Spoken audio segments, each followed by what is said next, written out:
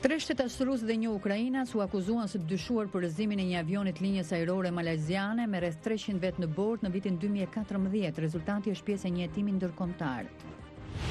Një ekspert e Kombeve të Bashkuara rekomandon të hetohet roli i mundshëm i princit kurorës së Arabisë Saudite në vrasjen e gazetarit saudit Jamal Khashoggi. Autoritetet amerikane sekuestrojnë sasinë më të madhe të drogës në historinë e vendit me destinacion në Europën.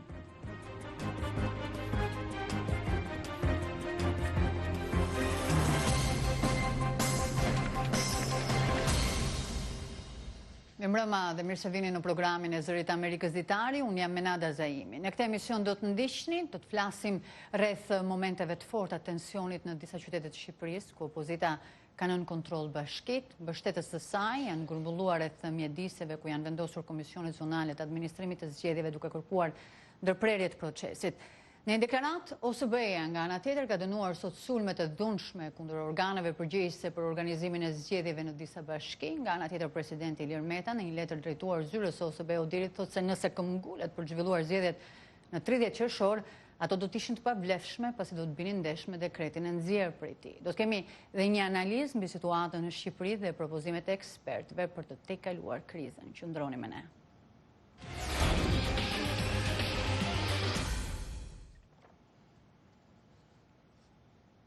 Autoritetet federale njoftuan dje se kanë sekuestruar sasinë më të madhe të drogës në historinë e Shteteve të Bashkuara të Amerikës. Bëhet fjalë për rreth 16 ton kokainë, që u gjet në një anije të ankoruar në Filadelfia. Sipas agjentëve federal, vlera në rrugë e drogës konfiskuar arrin në $1 miliard. Droga ishte fshehur në 7 kontenjer në bordin e anijes së Mallrave, e cila kishte një flamur të Liberisë. 2 anëtarë të ekuipazhit përballen me akuza federale për trafik droge. Anija mbriti në Filadelfia të martën, herët në mëngjes. Ajo kishte bërë disa ndalesa në Kili, Panama, Bahamas dhe kishte si destinacion Europën. Një eksperte e pavarur për të drejtat e njerëzit në Kombet e Bashkuara, e cila hetoi vrasjen e gazetarit saudit Jamal Khashoggi, ka rekomanduar një hetim lidhur me rolin e mundshëm të princit kurorës së Arabisë Saudite Mohammed bin Salman në këtë rast, bazuar në ato që i cilësoi si dëshmi të besueshme. Ekspertja e të drejtave të njerëzit, Agnes Kalamardan, publikoi një raport prej 101 faqesh sot, duke detajuar hetimin e saj për vrasjen e gazetarit, një kritik ky i qeverisë saudite. Jamal Khashoggi hyri në konsullatën saudite më 2 tetor dhe pas atij momenti nuk u pa më. Dëshmitë e mëvonshme treguan se ai u vra brenda konsullatës. Trupi i tij u coptua dhe u hodh në një vend dhe i cili nuk dihet. Zonja Kalamard tha se ndërsa nuk mund të përcaktonte se kush e kishte urdhëruar vrasjen, Shteti Saudit ishte qartazi përgjegjës. Një ekip ndërkombëtar i udhëhequr nga Olanda që hetoi rrëzimin e një avioni malajzian me pasagjerë në Ukrainë në vitin 2014 ka ngritur akuza ndaj 3 shtetasve rusë dhe një ukrainasi si të dyshuar për vrasje.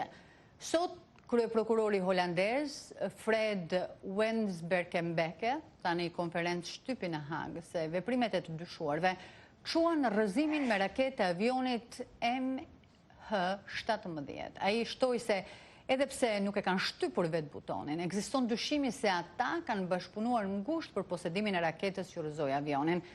Shefi i policisë kombëtare holandeze, Wilbert Paulissen, njoftoi se gjyqi ndaj të dyshuarve do të nisë në Hagë në mars të vitit 2020, edhe pse të dyshuarit mund gjykohen në mungesë. Pritet që Moska të mos bashkëpunojë pasi e ka mohuar përfshirjen në rrëzimin e avionit dhe shpesh e ka denoncuar hetimin.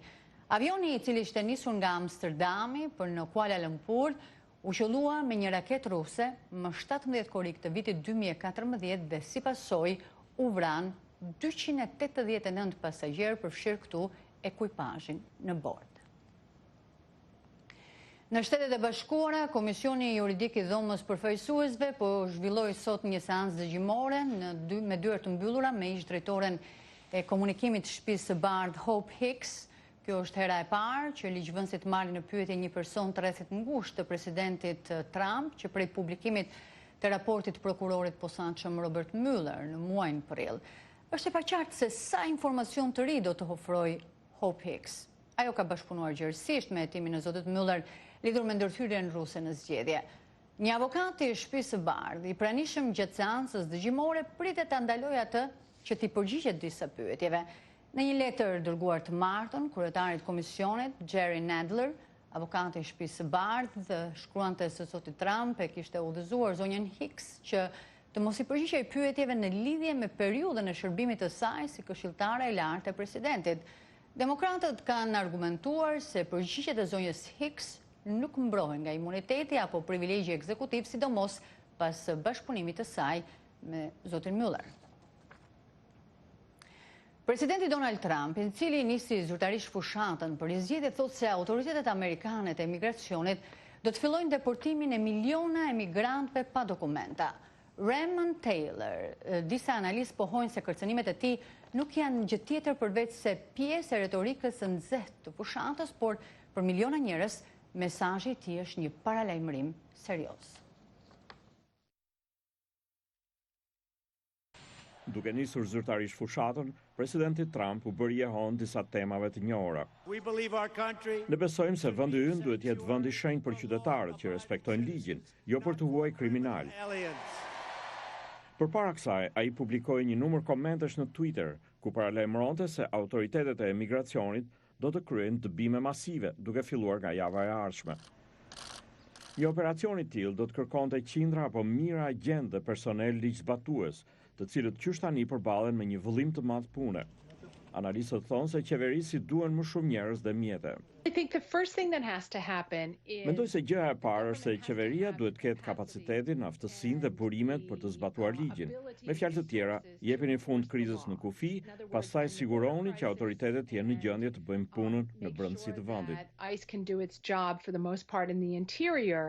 Momenti kur presidenti e dha njoftimin, ngriti menjëherë pikpyetje sa i përket qëllimeve të tij. Por kundërshtarët paralajmërojnë se retorika e tij tashmë është provuar se vjen me pasoja. Mendoj se nuk mund të lejojmë qeverinë federale të bëjë atë që ajo thotë se do të bëjë.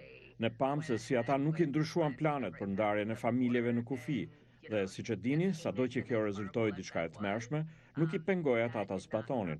Prandaj duhet besojmë se ata do të përpiqen ta bëjnë edhe këtë. Avokati i emigracionit, Matthew Cameron, thotë se një operacion masiv deportimi thjesht nuk është i mundur, por nuk ka dyshim se kjo do të ngjallë frikë në komunitetet e emigrantëve pa dokumente. Kjo do të thotë që njerëzit nuk do të shkojnë në takimet me mjekun, nuk do të shkojnë të marrin fëmijët nga shkolla. Në të njëjtën ditë që kërcënoi për deportime masive, presidenti Trump tha se Shtetet e Bashkuara po përgatiten të nënshkruajnë një marrëveshje me Guatemalën për të mos lejuar njerëzit nga ky vend i Amerikës Qendrore të largohen për të shpëtuar për ndjekjeve dhe të vinë të kërkojnë strehim në Shtetet e Bashkuara.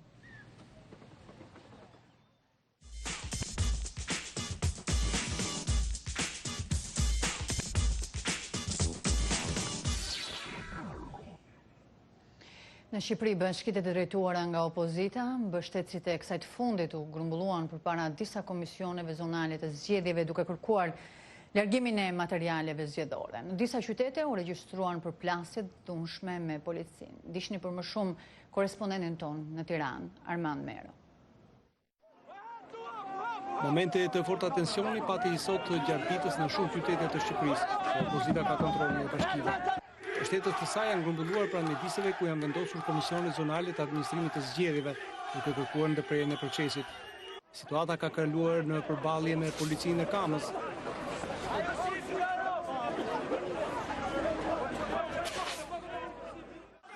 Po ashtu tensionet e forta pati edhe në Burrel, ku është tentuar hyrja në mjediset e KZAZ-ve. Policia ka përdorur gaz lëcilës për të shpërndarë mbështetësit e opozitës, të cilët megjithatë kanë mundur që më vonë të hyjnë brenda pallatit të sportit, duke nxjerrë prej dhe shkatruar materiale zgjedhore të cilave ju hu flaka.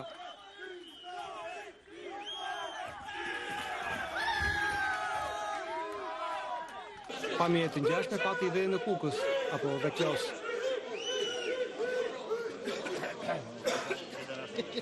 Ministri i Brendshëm Sandër Leshaj në një deklaratë për shtyp përdori tone të ashpra ndërsa paralajmëroi shkrirjen e policive bashkiake në disa qytete ku ato ishin angazhuar në sulmet e komisioneve zgjedhore.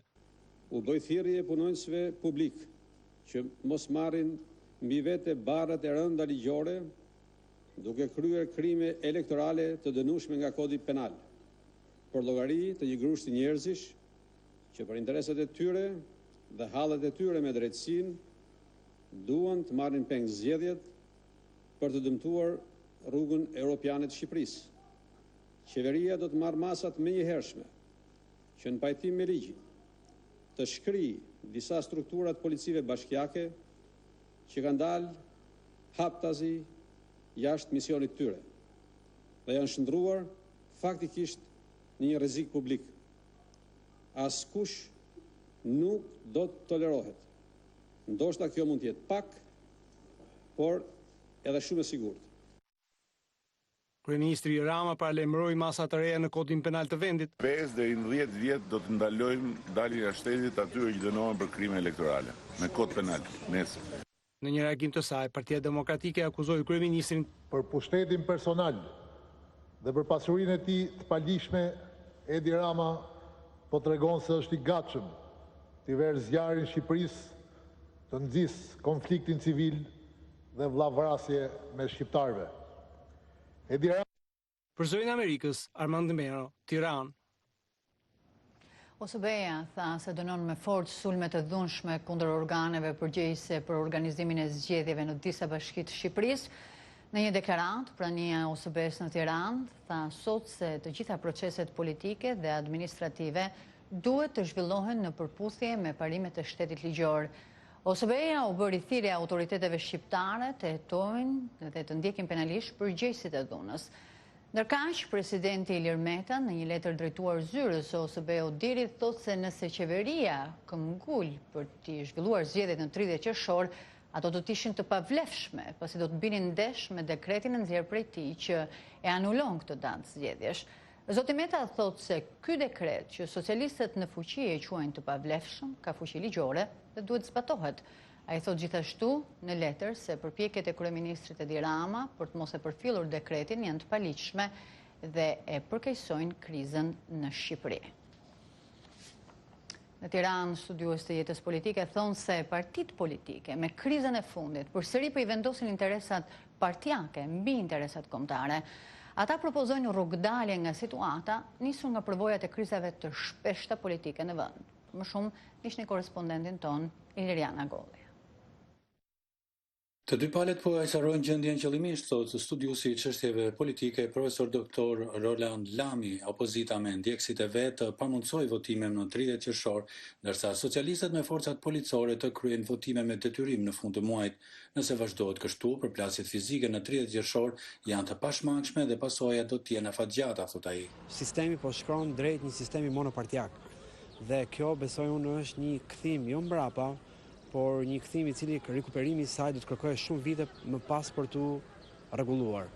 Kështu që shqetësimet që po na vinë në këto ditë me dhunë apo me përplasje apo edhe me incidente janë shumë më pak me dhunën së afërmi që do të kemi të gjithë sistemi që do ta kemi kundra nesh.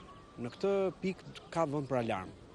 Të paktën nga faktori ndërkombëtar i cili deri tani duke që ka marrë lehtë ose po e lën edhe më shumë degradoj situata më pas japi një zgjidhje. Drejtuesi i Institutit për zhvillimin e sistemeve zgjedhore, profesor doktor Kristaq Kume, thotë se forcat politike kanë keq përdorur kushtetutën qysh nga viti 2008 kur bën ndryshime në të, po ashtu edhe ligjet dhe kodin zgjedhor duke shkelur parimet kryesore të demokracisë me përfaqësim dhe demokracisë së drejtë për drejtë. Ndaj edhe mungon sot shteti ligjor, thekson ai. Nuk zbatohet ajo çka kemi rënë dakord me Kushtetutën e Republikës së Shqipërisë, mënyrën se si duam të qeverisemi. A duam të qeverisemi në kushtet dhe sipas rregullat të një shteti ligjor? Dekreti i presidentit është botuar në fletorën zyrtare. Dhe duke botuar në fletorën zyrtare, ai ka marrë fuqi ekzekutive.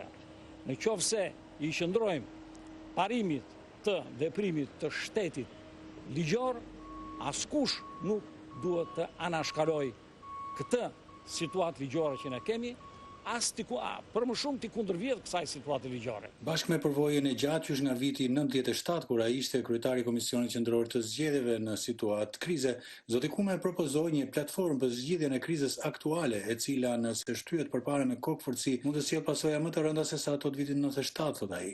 Zoti Kume propozoi një reformë konsensuale në gjithë korpusin legjislativ të vendit, nga kushtetuta në sistemin qeverisës dhe atë zgjedhor, kompetencat kuvendit, presidentit, kryeministrit, referendum caktuar dhe partitë politike. Por nga ana tjetër, profesor Lami thotë se opozitës i ka ngelur vetëm fjala përballë një shteti monopartiak, ndërsa socialistët vazhdojnë të shpërfillin zërin e saj duke bërë votime me forcë. Unë gjykoj që kryeministri insiston me idenë që unë po shkoj në këtë fushat me tezën më bëni diktator. Pasi nuk shoh asnjë variant tjetër që në kushte normale të marrin zgjedhje plurale ku opozita nuk merr pjesë në zgjedhje, ndërkohë kemi një parlament që kontrollohet në masën ndërmuese nga qeveria, kemi iniciativë për të hequr dhe presidentin i cili është oponent në këtë rast, kemi një mungesë gjykate kushtetuese, gjykatës së lartë dhe unë nuk di se çfarë emri t'i vëmë këtij lloj sistemi politik që ne ndodhemi tani. Ndërsa profesor Kume thot nga ana tjetër se platforma e tij për një reformë të thellë legjislative në bashkëpunim mes palëve mund t'i largojë ato nga pozitat ekstreme që kanë zënë tani. Partitë politike duhet të kenë vullnetin të konkretizuar me atë që të heqin dorë nga përparësia që i kanë dhënë vazhdimisht interesit të tyre politik, interesit që lidhen me marrjen e pushtetit, por të prevalojë në sjelljen e tyre dhe në vendimarrjen e tyre interesi i përgjithshëm, interesi i këtij vendi për të zhvilluar si një vend normal. Studiosit mendojnë se kriza aktuale është shumë përmaçësore dhe pasojat e qëndrimeve të skajshme të palëve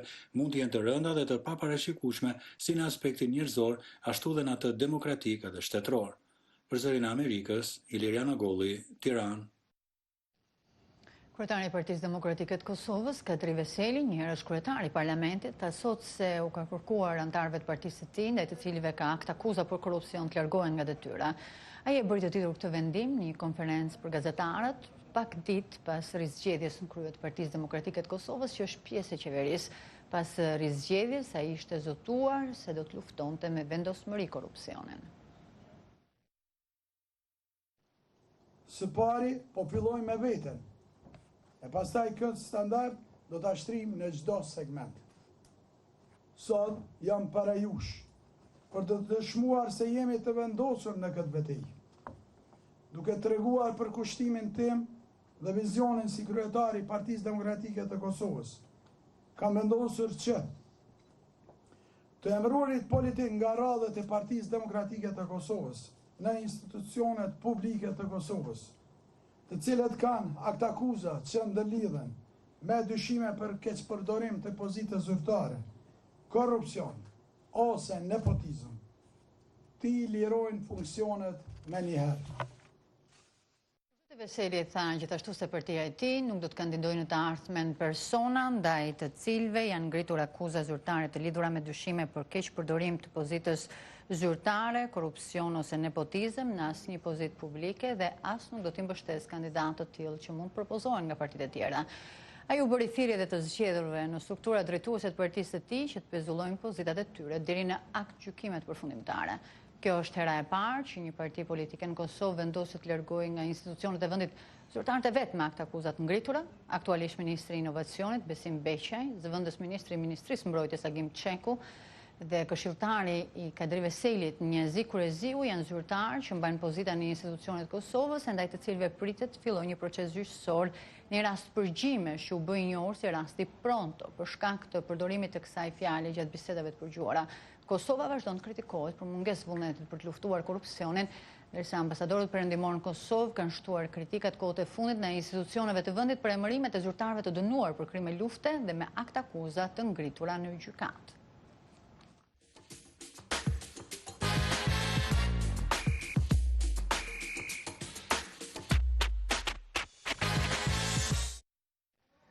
Në Kosovë, me veprimtari të ndryshme sot u shënua dita ndërkombëtare e eliminimit të dhunës seksuale në konflikt. Gjatë luftës në Kosovë, mijëra gra dhe burra ishin viktima të këtij akti krimi. Zëri i Amerikës në këtë ditë u sjell rrëfimin e një burri të mbijetuar nga dhuna seksuale, me të cilin ka biseduar korrespondentja jonë në Prishtinë, Edlira Blasa, dhe na dërgon materialin vazhdim. 20 vjet pas luftës, fundi së cilës po shënohet këto ditë në Kosovë, vendi vazhdon të përballet me trashëgimitë e dhimbshme të saj. Por derisa për pjesën më të madhe të mizorive që nxitën edhe ndërhyrjen e NATO-s për t'i dhënë fund luftës, qytetarët flasin hapur, të mbijetuarit e përdhunimeve ende vazhdojnë të vuajnë në heshtje nga frika e stigmatizimit. Rreth 20.000 persona besohet se kanë qenë viktime këtij krimi që në Kosovë u përdor si mjet lufte nga forcat serbe, por deri tash askush nuk është dënuar për këtë krim, ndonse është i dënueshëm me ligjet vendase ndërkombëtare. Bekim Blakaj nga Fondi për të Drejtën Humanitare thotë se deri tash në 3 akt akuza ishte përfshirë kjo vepër, por të gjitha kanë përfunduar me lirim të të akuzuarve në mungesë provash. Krimet tjera që kanë ndodhur gjatë luftës është më lehtë që të dokumentohen se sa krimet e dhunimeve seksuale. Nga ana tjetër, këto aktgjykime, pra këto 3 aktgjykime, edhe më qenë se janë liruse, kanë frikë që i demotivojnë viktimat që të dalin përpara, që t'i raportojnë dhe që të kërkojnë drejtësi. Pjesa më e madhe të mbjetuarve të përdhunimeve gjatë luftës janë gra, prandaj vëmendja më e madhe u kushtohet atyre sa herë që flitet për këtë çështje, por ndonse rrallë flitet për ta, as burrat nuk janë kursyer nga ky krim. Njëri prej tyre ka ndarë rrëfimin e tij për herë të parë me zërin e Amerikës. Në pyetje, më kanë torturuar, më kanë thënë pse s'po shkon në Shqipëri. Pse si në Shqipëri? Aty më ka dhënë disa shqiptaka edhe më kanë rrej aty. Kam thonë nuk du me shku në Shqipëri për me fshtua i kom rejt ashtë se nuk du me ikë për shtetit për Serbisë tonë. Ato kom pëllë para tyne. Ti për renta se nuk e donë Serbinë. Edhe aty më kanë rrej, më kanë morë zhag edhe më kanë qua në vendin e quajtur restoran Beogradi. Ai pretendon se ky vend i cili ndodhet në Prishtinë ka shërbyer si bazë ku forcat serbe kanë kryer krime të ndryshme. Aty thot të ketë parë edhe njerëz të tjerë, gra e burra që po kesh trajtoheshin në forma të ndryshme, ndërsa vetë po e përjetonte një ngjarje të tmerrshme që thot ta ketë ndryshuar përgjithmonë. Me kam shel syt, më kam zhdresh të lak një paramilitar, më ka thonë më ma qilu, më ma marë pa të shpreje pjesë të trupit e më në gojë, s'kene me të vra. I më ranë 2 gojtë, i më shku, i më nu, mi a qilu, nuk u mujtë.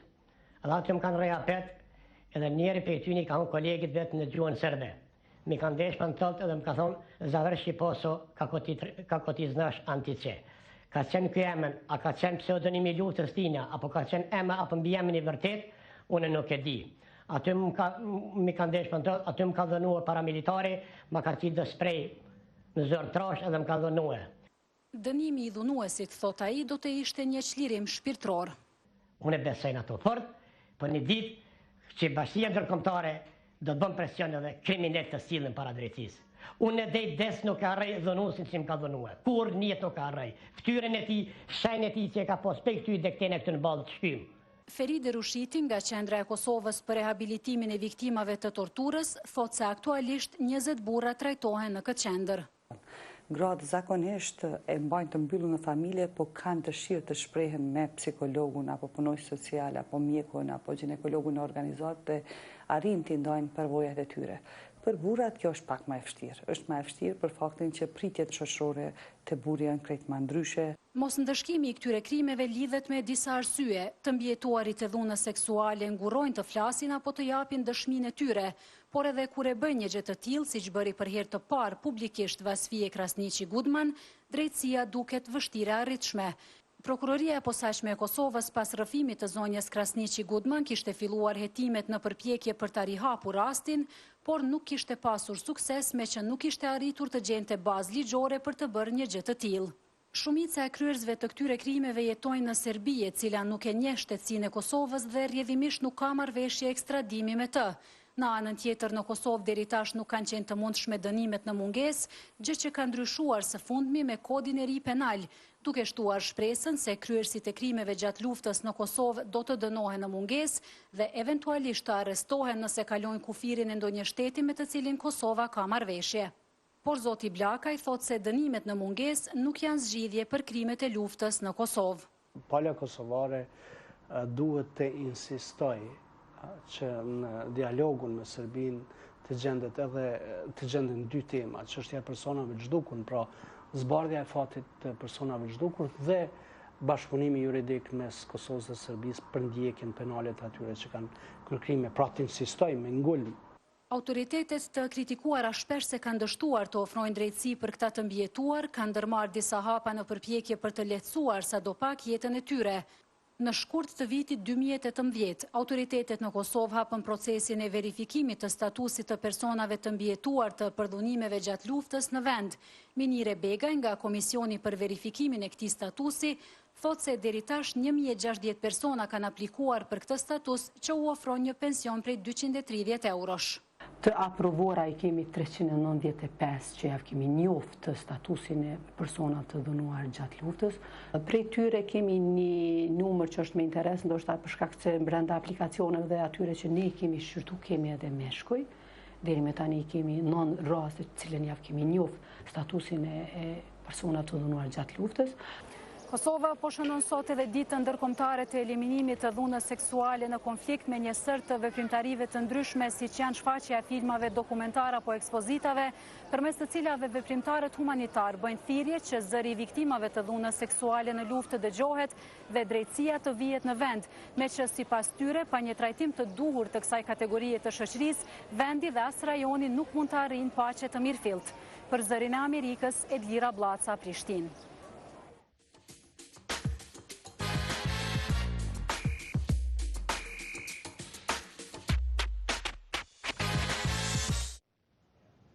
Agjencia e Kombeve të Bashkuara për Refugjantët thotë se rreth 71 milion njerëz në mbar botën janë zhvendosur nga luftrat, persekutimet dhe konfliktet. Ndiqni raportin.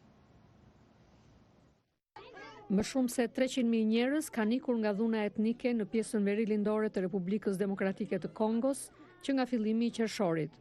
Zyrtarët e Kombeve të Bashkuara thonë se vetëm javën e kaluar, më shumë se 160 vet u vranë në përleshjet midis dy komuniteteve rivale. Ndërsa zhvendosja vazhdon në këtë shkallë masive, frika është që shumë njerëz do të përpiqen të kërkojnë siguri në Ugandë, duke e kaluar liçenin Albert. Shumica e njerëzve që janë të detyruar të largohen nga shtëpitë e tyre, shpresojnë të kthehen, madje edhe ata që kanë kaluar shumë vite të jetës së tyre në kampe refugjatësh. Në asnjë mënyrë nuk mund të heqim dorë nga dheu ynë, kjo është e pamundur, po ashtu edhe brezat e ardhshëm. Nëse ne vdesim ka të tjera, apo jo.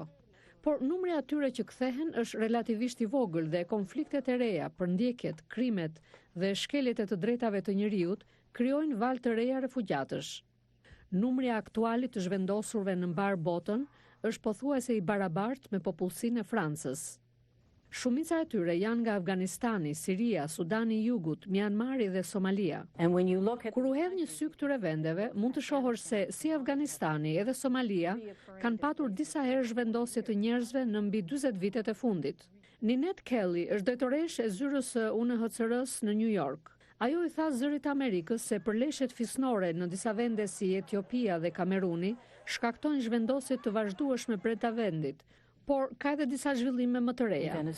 E tillë është Venezuela, ku që nga viti 2015 kanë ikur mbi 4 milion njerëz. Zonja Kelly thotë se në Kolumbi ka 1.3 milion venezuelian dhe në Peru ka rreth 800.000 të tjerë të regjistruar. Shumica e sirianëve janë strehuar në Turqi, Liban dhe në Jordani. Disa vende strehojnë refugjat të huaj, ndërsa përleshjet e tyre të brendshme shkaktojnë zhvendosjen e popullatave lokale. Zyrtarja e UNHCR-s tha se shumica e njerëzve largohen nga shtëpitë e tyre vetëm si një mjet i fundit, kur ata kanë frikë për mbijetesë. Dhe kjo, tha ajo, është arsyeja kryesore për një influks të madh të njerëzve nga Amerika Qendrore në kufirin mes Shteteve të Bashkuara dhe Meksikës. Raporti i Kombeve të Bashkuara i bën thirrje bashkësisë ndërkombëtare të investojë në ekonominë dhe sigurinë e vendeve, banorët e të cilëve janë të detyruar të largohen. Të nderuar televizionistë, ishin këto materialet e përgatitura për ditarin e sotëm. Ju kujtoj se ditari mund të ndiqet drejt për drejt në faqen tonë të internetit zëriamerikës.com, si dhe në Facebook. Natëmirë.